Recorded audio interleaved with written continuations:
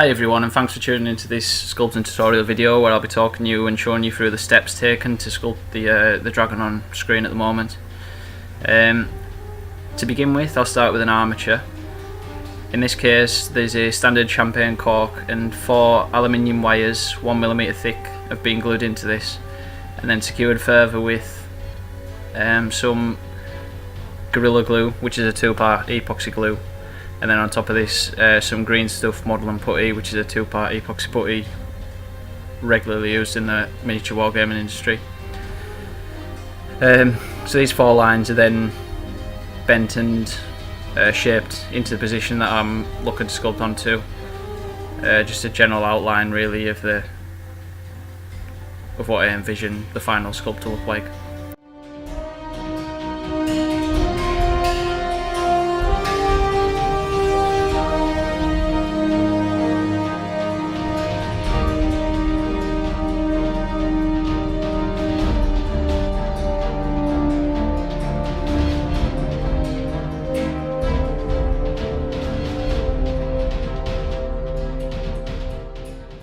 Okay, so when I'm happy with the general shape of this armature, I'll secure it further into position using a 2-part epoxy glue.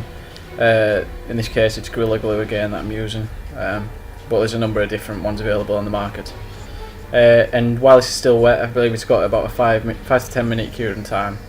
I'll add a layer of green stuff to provide further rigidity, but also as it's still, if it's not fully cured, I find that the polymer clay that I'll be using to provide all the detail and the main bulk of the model, I find that this adheres quite well to this green stuff. So much better than if you were to just sculpt it, for example, straight onto the wire.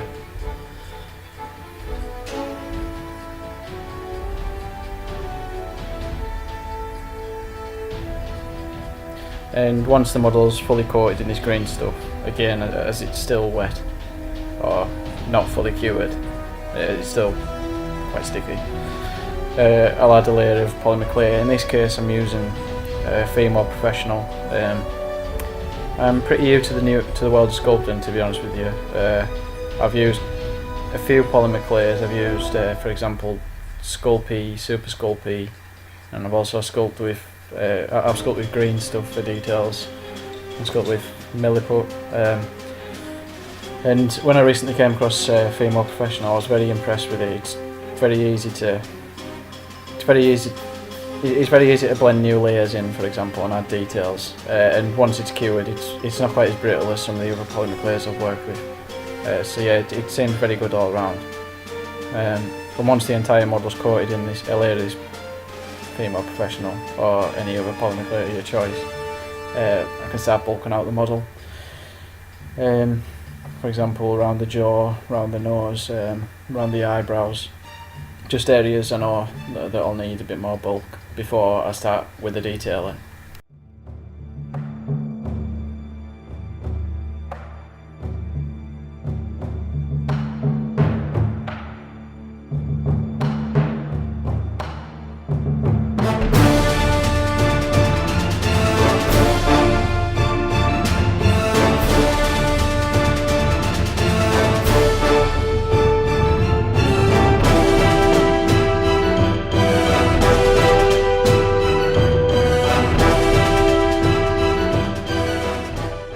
I would like to apologise for the quality of this video.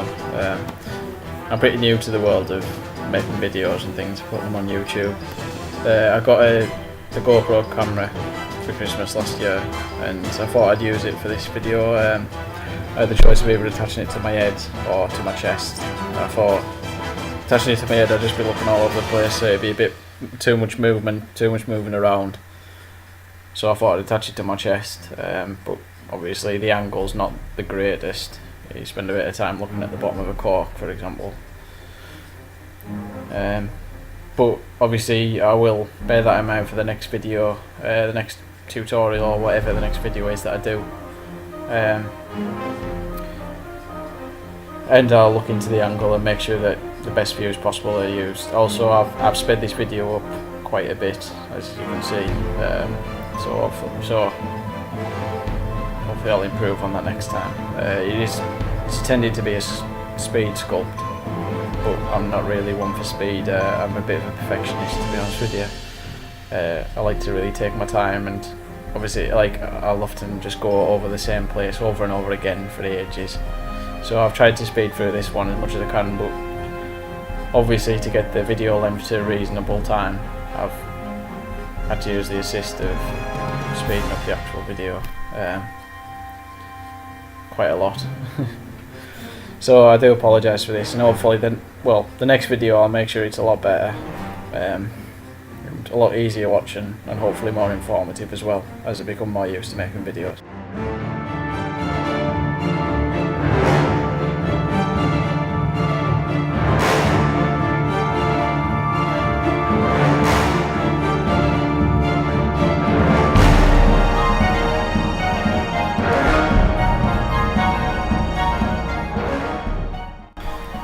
So once I've added a bit of bulk to the model, a bit more shape and things, I'll add the eyes into the sockets. There's a bit of shape around the eyes, the eyebrows and the cheekbone, and two very small round balls are positioned into place. If I was to do this sculpt again, I'd probably set the eyeballs before I actually put them on. But in this case they were uncured, so it could have very easily just skewed them as I was sculpting accidentally. So if I was to do it again, I would change that. I would solidify them first.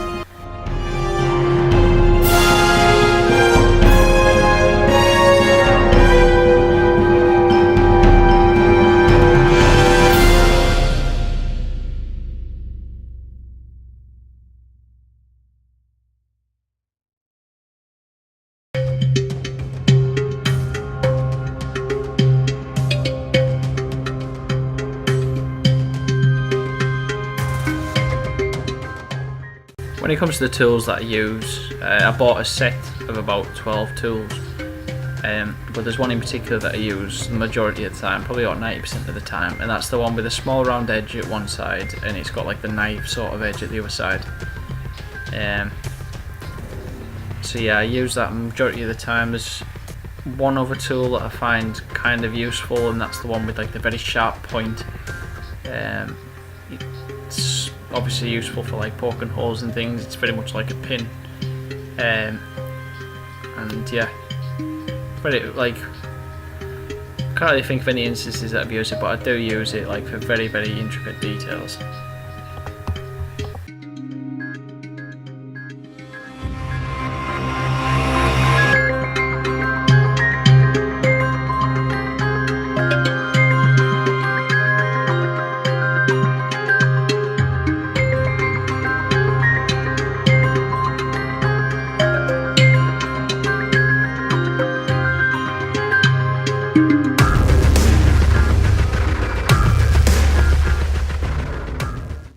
To provide the general shape for the nostrils on the dragon, I rolled a very thin strip of Fimo clay and then sculpted that in position just around the slit of the nostril, sculpted it round and then in position obviously on both sides.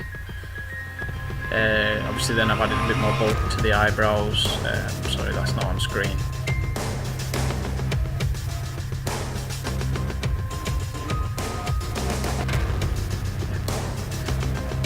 Then I moved on to sculpting the teeth. These were very, very small, very, very tiny pieces of Fimo clay were rolled into very small points just on the surface that I'm using, which is a desk, like flat top desk, and then positioned roughly into place, and then at the base, like the sculpted, like pushed kind of into the clay that's already existing, and then they're added one by one, which does take a bit of time. It's a bit tedious, so I've cut quite a bit of that out. Then obviously I've moved on to sculpting a bit of the neck out, a bit of bulk onto there, just generally moving it forward to the general shape that I've got in mind. In terms of the vision that I've got for the final model, I'll generally have on my laptop like a bit of like a board of different images, like a collation of images that are given as inspiration, and I'll cycle through these images. I reckon I had about 20 open.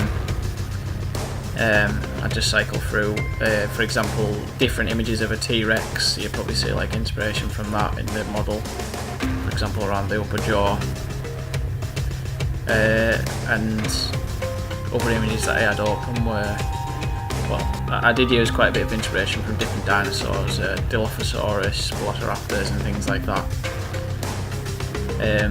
I had and different lizards, alligators, crocodiles, and I also had a few different dragons open, which I found were, well, which I thought were very good, which I thought I could draw a bit of inspiration for, a bit of, maybe get a bit of guidance from. So I always open that at the beginning of the sculpt, just to give us a bit of direction for it.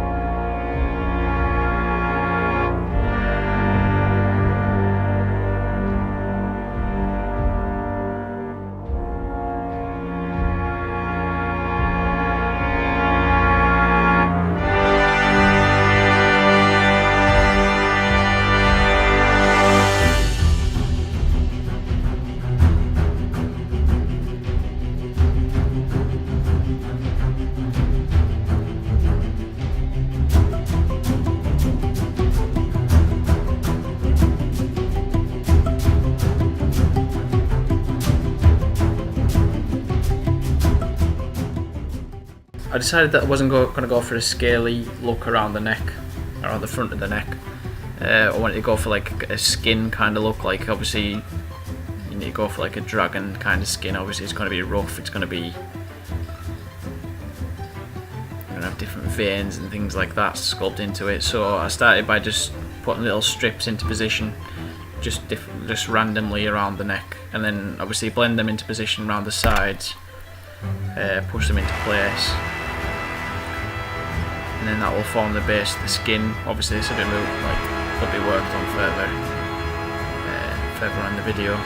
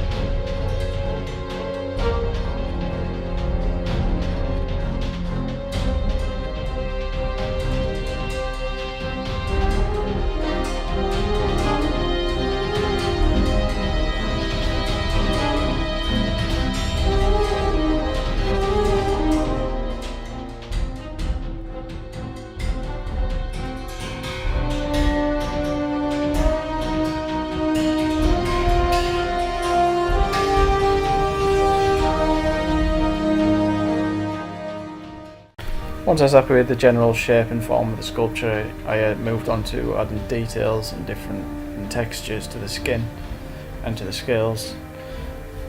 With the skin, I ran the sculpting tool along it, just engraving different like wavy lines into it, just to run along the course, just to give like a leathery skin kind of look.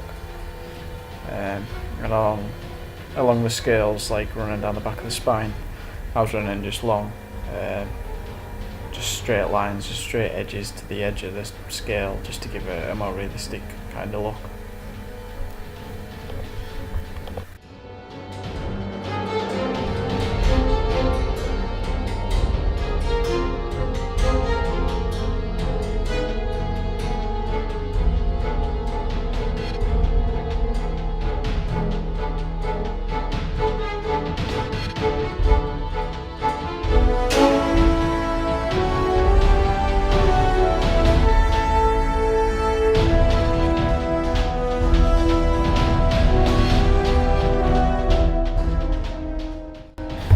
The final stage in terms of texturing the skin on the dragon, which is a technique that I've used a few times before, is to run a craft knife transverse to the lines that are put in by the sculpting tool. It creates kind of like a crisscross effect. Looks kind of like scales, and it's very easy to do. It creates quite an effective look. So yeah, I run this generally across the whole of the skin areas of the model.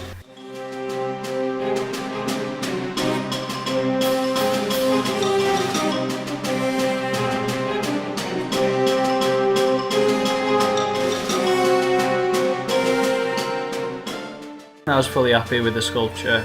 I put it in the oven at 110 degrees Celsius for about half an hour. Following this, once it cooled, it was then primed. A few layers of spray paint acrylic primer, where I did a few thin layers to make sure it gets into all the details.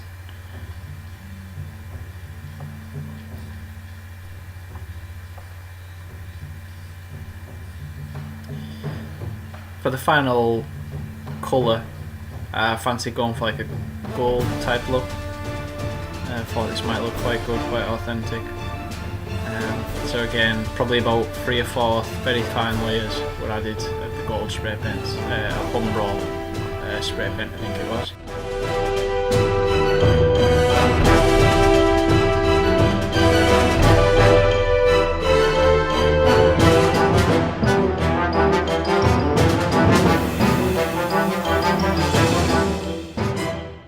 The next stage was to add a black acrylic wash paint to the model, which would stick into all the crevices, and it highlights all the details really. The particular paint that I used was one by Games Workshop, so it's a very good quality paint. Yeah, and it really brings out the details well and gives it a good finished look. Apologies for the blur on the camera here, I'm not really sure what happened there, but I can't really change it now.